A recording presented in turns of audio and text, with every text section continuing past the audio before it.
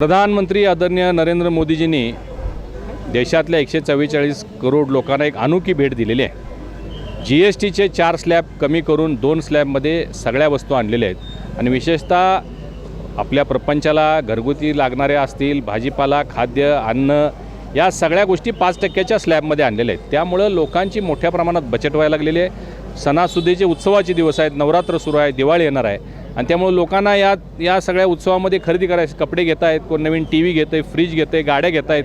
आपण बघू शकतो की एवढ्या मोठ्या प्रमाणात बचत होत असल्यामुळे लोक खरेदी मोठ्या प्रमाणात करायला लागलेले आहेत। मोठ्या प्रमाणात खरेदी करत असल्यामुळे मालाची उपलब्धता तेवढी करणं दुकानदारांना आता क्रमप्राप्त झालं।